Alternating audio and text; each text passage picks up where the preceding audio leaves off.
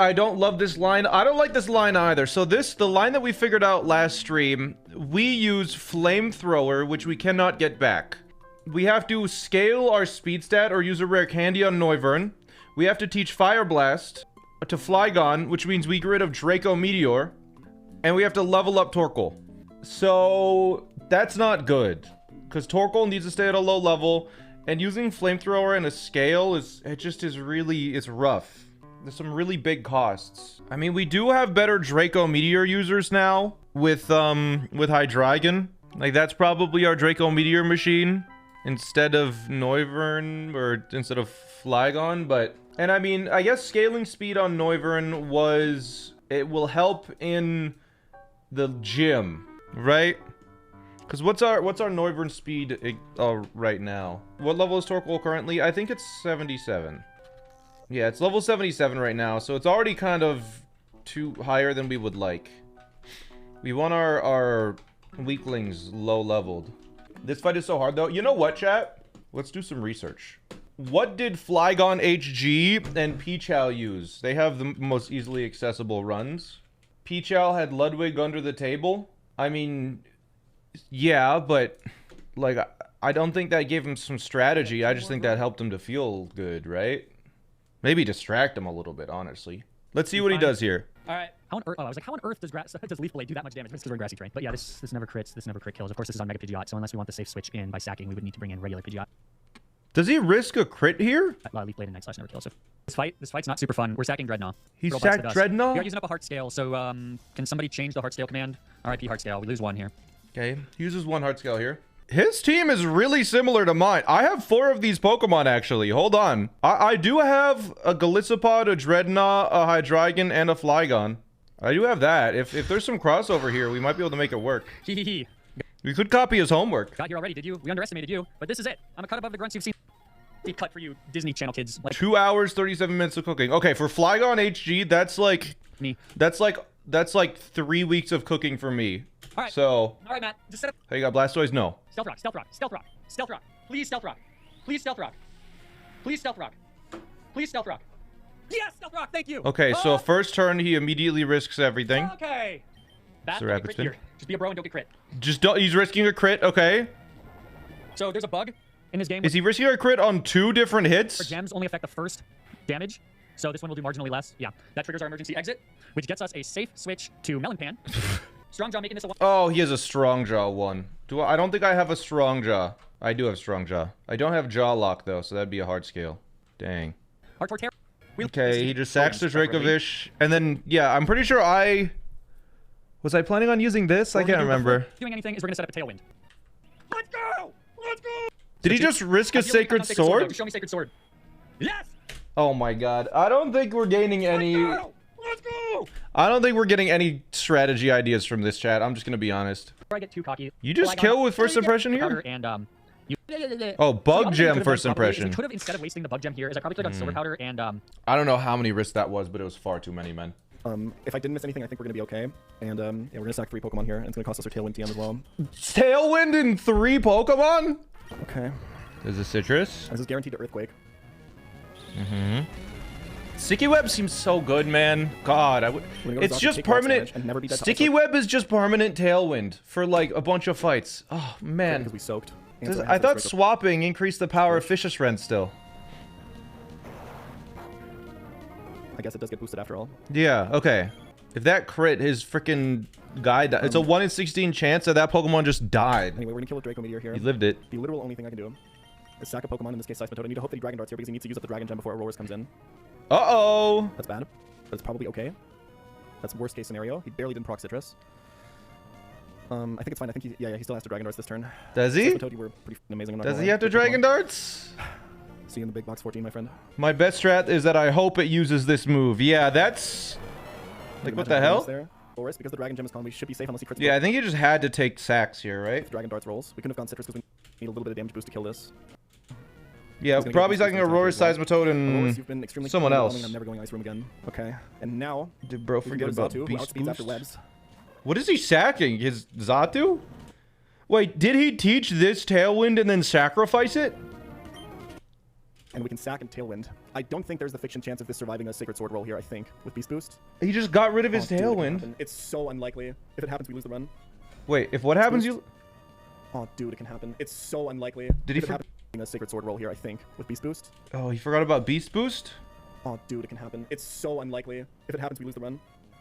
There's an extremely, extremely low chance that he picks Sacred Sword here and finds one of 3 rolls that don't kill Xatu. I need Xatu to die this turn, though, because otherwise I don't have enough Tailwind turns to sweep. Anyway, whatever happens here, Xatu, you were incredible. Uh-oh. Well, maybe not anymore. But mid-game, he was a hero. If Xatu lives, he wipes. In the box, it's okay. All right, Back. please die. Truck time. Surely he goes back to the truck. Okay, we're safe. Oh. I believe we win. You believe? All right. Which Okay. means it'll just go in order here, and we can kill all 3 on these 3 Tailwind turns. Did you forget that's about boosted, we're live. Intimidate? I bet he forgot about Intimidate. Boosted. We'll start with a close combat. Just make sure it kills. The defense drops don't matter. Araquanid and Heracross. Shaq and Kobe, baby. Shaq and Kobe. Okay, Just another checking my close range, check. combat. One more Tailwind turn after this. Uh-huh. We'll get intimidated here, but it's fine. We still kill after he Mega Evolves. He doesn't get Sticky Web, but we have Tailwind. One more turn. Oh, He has to Mega. yeah.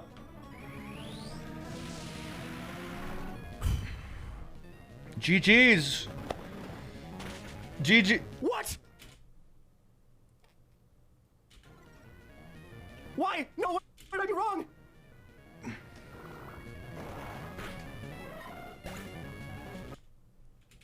I cocked this dude. It's over. I mean, I thought I had it. 93% range. I missed it. I missed it when cocking. It was in 93%. I missed it. I literally missed it. 7% range to not kill there. I win. But the run's pretty much over now. I missed it. I literally missed it when calculating. It was 98 to 117. I thought I did the calc like 3 times and I missed it 3 times. And then I missed the range. That's crazy. I win, but... At what cost? My bad. Outskilled. Yeah, just I'm spam always sucker faster, punch right? till you win, right? Oh, that works honestly, I think if I'd seen that, I might have gone for it. If I saw that it was a range, I think I might have just gone for it. Like, I feel like I looked at that range like 3 times. Wasn't a Heracross like really good for him? Okay, so what I learned from their fights is that they take way more risks than I do. And I don't like that. We use a speed scale on Noivern, flamethrower on Noivern. We teach Fire Blast to Flygon, but we get rid of Draco Meteor. And we level up Torkoal twice. Any sacks? No sacks. We couldn't find any way to do a productive sack. Because no Pokemon kills 2 Nope, none of our Pokemon kill 2.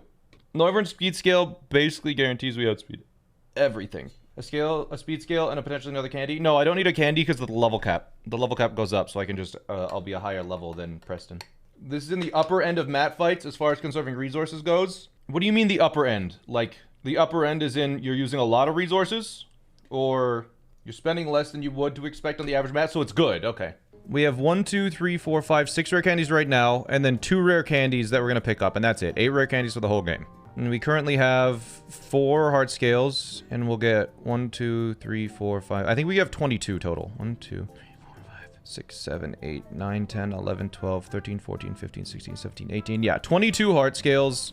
I would like to have 15 heart scales for the end of the game, which means we can use 7. I mean, if we're using 1 heart scale here, how many other boss fights are there left in the game? Like, realistically, how many heart scales are we gonna, like, probably need for bosses? And the heart scale speed on Noivern does help a couple other battles as well. A candy is less important. You think 3 scales for Tate and Liza and Space Tag? Well, the thing is... Apparently, we'll have 5 heart scales, so we'll still have 4. And don't we get, like... all of these? Don't we get, like, 8 after we get Kubfu?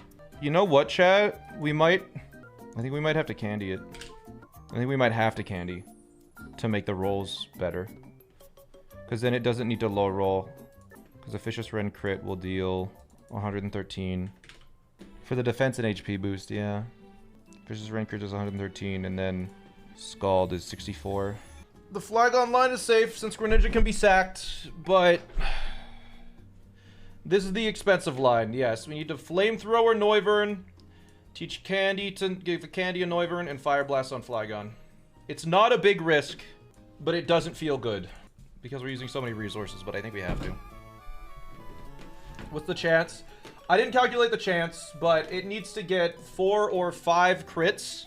For us to be lower than 64 HP, it needs to get 4 or 5 crits, including a crit on one very specific turn, including a crit on the first and last turn. So, we pre-damage our Pokemon. Chicken is in Torrent range, which means Surf deals extra damage. P is at 183, so Shadow Ball will bring it into exit range. Bok Choy is pre-damage, so a combination of Scald plus Scald will put it in range of a Gyarados non-Mega Waterfall to guarantee that and not Dragon Dance. Hot Pot is pre-damage, so no matter what, the Citrus Berry will activate in a situation that it's needed, allowing it to survive 2 hits from Kartana. And I need to pre-freeze Flygon, so we can't get burned. Except, we need to teach Corncob Flamethrower, and we need to teach Bok Choy Fire Blast. No, we have Stab on Flygon.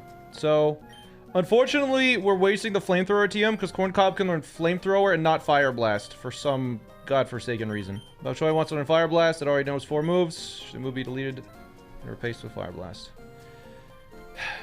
Yes. And we're using every move except Draco Meteor in this fight, so we have to delete Draco Meteor. We do have Draco Meteor on Dragonite, and on Noivern, and on Acai Hydreigon. It is a bit of a loss, but, I mean, mostly this is a Tailwind U-turn Earthquake machine now. And we need to use Fire Blast to show kill on Kartana, I believe. Or we have to, yeah. We need to show a kill on Kartana, basically. We hope it doesn't get scaled back later. And it is a flex slot now, so it might be, like, we might be able to get Bulldoze or Rock Tomb or something. Okay. Flygon good late game. You guys said it was never good, but it's kind of been the GOAT.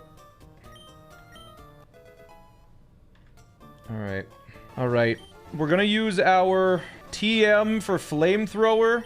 This is probably the worst investment, is that we have to teach Flamethrower to Noivern. Again, not to use it, but so it shows kill on Kartana. Because it's forcing Kartana to come out last.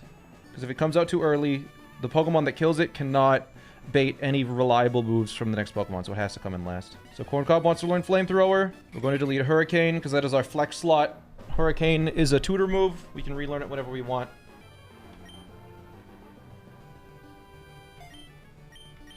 And we need to use 1 rare candy on Corncob to outspeed the opponent. This leaves us with 7 rare candies for the rest of the whole game. I don't like it, but we can't use a heart scale on speed because it is not enough. Alright. Alright, there's Matt. This fight is very, very scary because there's essentially no risk in this fight except for one interaction when Corncob is facing off against one of Matt's Pokemon. If we're outside of a certain HP range, there is a chance we just wipe. It's the best we could come up with, though, because this guy's got stupid stuff. This is the boss fight of this dungeon. Aqua Admin Matthew has a Mamoswine with a Focus Sash Stealth Rocks to try and get the Stealth Rocks up. He has a Choice Scarfed Dracovish, which is designed to outspeed everything, and it does, except for 3 of my Pokemon. It has Strong Jaw and Vicious Rend, which is a move where if you go first, has 382 power after all of its bonuses. Yes, 382 power. It is stronger than Explosion. That's its only move. There is a Dragapult, a pseudo-legendary with a Dragon Gem. It got Dragon Darts and Shadow Ball and all that nonsense. An Ultra Beast Kartana with a Life Orb Beast Boost Jolly Nature that just destroys everything. A legendary, a Raikou with a Water Gem, Thunderbolt, Scald, Signal Beam, and Calm Mind for setup chances. And then a Mega Gyarados. Just an absolutely monster of a team. And this is what we have found to be able to defeat it. A 75 HP Chicken, a Corncob, a P that's been damaged, a frozen Bok Choy that has a little bit of, that's been slapped in the face once or twice, a Sprout, and a Hot Pot that someone took a sip out of. So we got last week's dinner. All of the damage is very precisely calculated. This should hopefully go well. We are taking a risk with Noivern. Once Noivern is out, there is a risk. The battle starts... Okay. I was like, the battle starts itself. We've triple checked everything. We had to invest a lot of resources for this fight. More resources than... I think this is the most resource-intensive fight since we sacrificed 2 Pokemon and used a bunch of rare candies and gems on Mount Pyre. Just double check that Greninja's out first. All right, it is. Let's do this. Got here already. Did you? We underestimated you, but this is it. I'm a cut above the grunts you've seen so far. I'm not stalling for time. I'm going to pulverize you. Magma Hideout boss. We sacrificed 3 Pokemon. Honestly, what we used for this fight might have been more valuable than 3 Pokemon.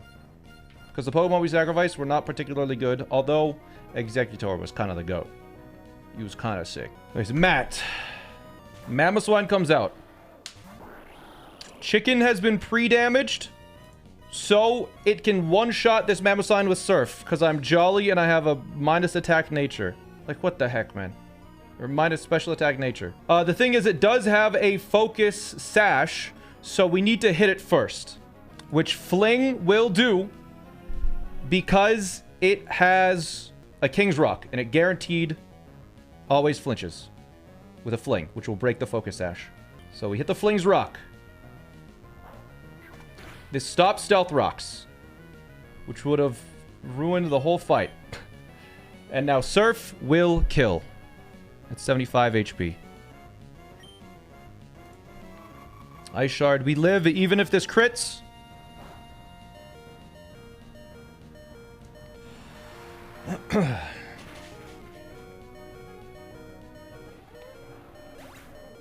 Alright. Good. 1 down. Now, Dracovish is going to come out because it has a Choice Scarf and it outspeeds basically my entire team. And Dracovish only has Vicious Rend, the absolute nuke of a move. We are now going to switch in Noivern to take a nuke. And this is where the risk starts. If we get crit on this first turn, there is a situation that can happen where we lose the entire run. If we don't, we could still lose the entire run, but it increases the odds immensely on this turn here. So, Corn Cob. Clutch up, buddy. Come on. We take a Vicious Rend. Because we're switching, Vicious Rend is double damaged. So this is going to do a lot. It got the crit.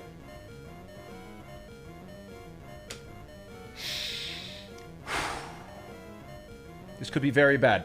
I need to roost now until I am above 177 HP. And it's going to keep using Vicious Rend. There is one saving grace about this Noivern. We used 1 rare candy, and 1 rare candy allowed us to go above the level cap and outspeed this Dracovish, which halves the damage of Vicious Rend. So this next hit will deal half of that damage. And we will now roost. We have 5 roosts. With 5 roosts, we need to get above 177 HP.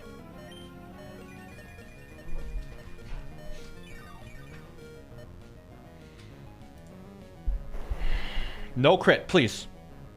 Good. Roost again.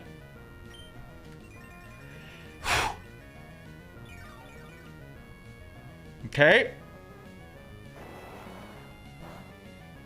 Okay. We have 3 chances now. As long as it doesn't crit 3 times in a row, I think we're okay. We need this to high roll. I think. Good. We're above 177 HP. We're not clear yet, because we're now going to use Tailwind to set up for the next Pokemon. And with that Tailwind, we need to be above 64 HP and below 124 HP. That is the range we need to be in. Let me check the math here. It looks like we're always below 124 HP with this, and we're always above 64. I think we're safe. I believe I can follow the line and if we didn't miss anything, the risk should now be mitigated for this Noivern. I'm just going to double check one thing. Yeah. I calculated something just to double check. I believe we are safe to Tailwind. Okay. So now we're going to Tailwind. We already outspeed the Dracovish, but the Tailwind is not for the Dracovish. So we Tailwind here, as it's going to Vicious Rend. And we are going to be above 64 and below 124 HP. That is the critical HP we need to be at. We're below 124 HP. Perfect. Now, because this is a Dragon type and we're holding a Dragon Fang, Draco Meteor kills. Fun fact, that was the lowest possible roll of Vicious Rend. So, Draco Meteor in this, in Run Bun has 100% accuracy, so there's no risk here. Drop a Draco. Yeah, because in my notes it says, hope you were above 64 and below 124. Perfect. You drop a Draco, it gets a kill.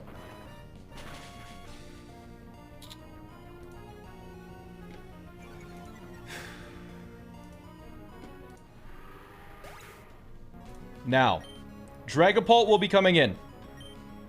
Because it outspeeds me. Or it doesn't outspeed me. Because I don't kill it and it kills me, rather. Because I'm now at -2. So it will be using Dragon Darts to kill me. Golisopod has been pre-damaged. So even after a Dragon Darts, it survives on 1 HP if both Dragon Darts crit.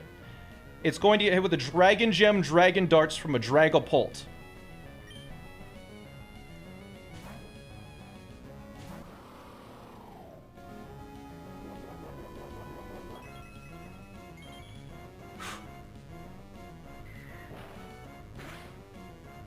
Critical hit.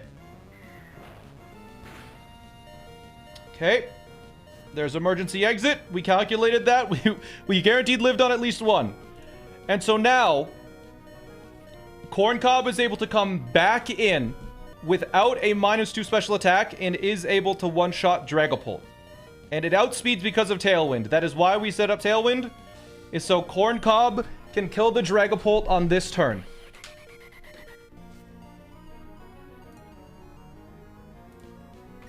So we're dropping a second Draco. And this does kill. And we outspeed because of Tailwind. Now, at -2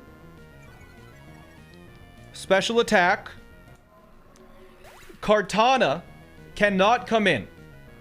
Because it sees that at -2, we kill it with Flamethrower still. Which means the next Pokemon needs to come in, and that's Raikou. And now this was the critical HP value. We needed to be below 120...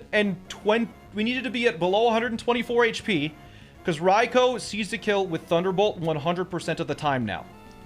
We needed to be above 64 HP, because that makes it out of range of Scald. So, and because it always sees kill with Thunderbolt, it cannot use Calm Mind. So, we are going to switch in Flygon on a guaranteed Thunderbolt. This Raikou does have a Water Gem Scald. Yes, it's dumb.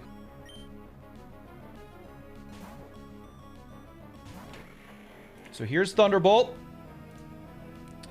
And now, because Flygon one-shots this Raikou with Earthquake, it again cannot use Calm Mind. It has to use its strongest move, which is Scald. Scald is going to thaw us out, allowing us to attack, not with Earthquake though, which would kill, but with Tailwind again. We tested this before the fight. Scald cannot thaw and then burn.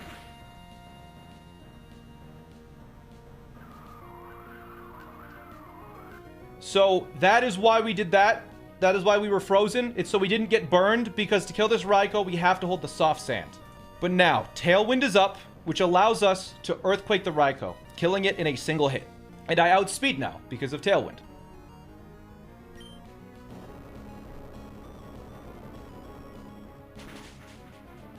Good. Now, we had to delete Draco Meteor off of Bok Choy and teach it Fire Blast, because we outspeed and kill Kartana with Fire Blast now.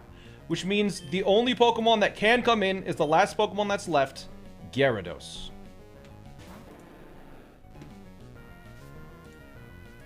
Which does hit the Intimidate. And at 93 HP, this sees a kill with either Waterfall and only Waterfall. We need to kill this Gyarados somehow.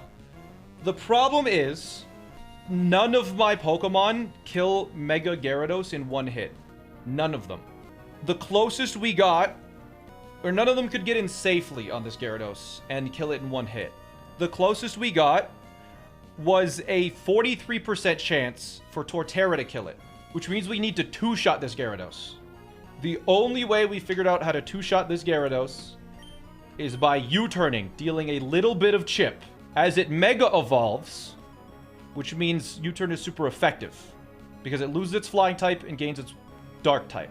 So it's going to Mega Evolve, we're going to U-turn into Torterra, and take a Waterfall.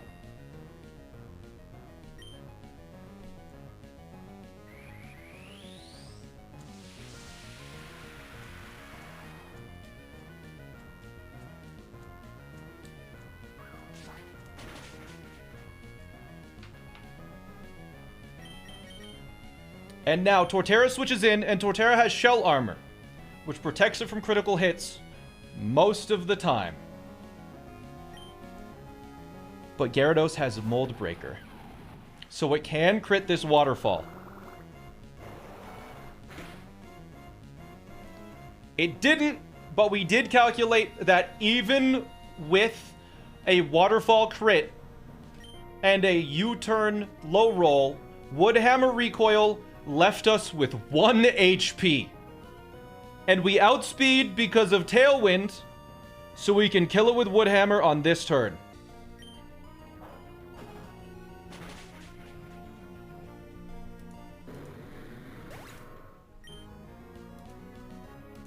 And the last Pokemon to come in, the Kartana, it just has an insane amount of coverage.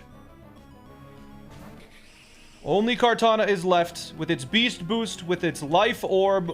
It's going to use a random move against Hot Pot.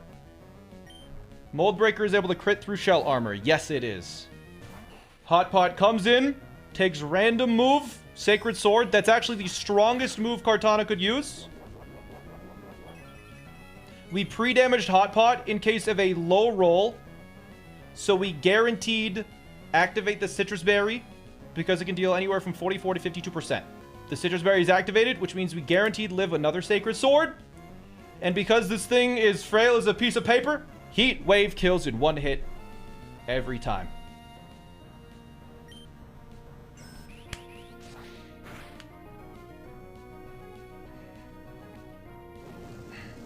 And there goes the battle. Matt is down. We used more resources than I would have liked. We had to teach our Flamethrower TM to Noivern, not to use it, but to scare Kartana. We had to get rid of Draco Meteor for Fire Blast, not to use it, but to scare Kartana. And we had to level up our one rare candy, leaving 7 left in the entire game on Noivern to outspeed the Dracovish, but we did it. And we are now approaching... We're now on the way to the hardest gym in the game. That was a 6-hour plus plan? Yes, I believe it was.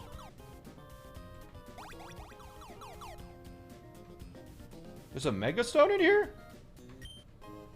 Sharpedo Knight. Deathless 1 candy mat is chill, yeah. Oh, is it here? Wait, there's 2. Okay.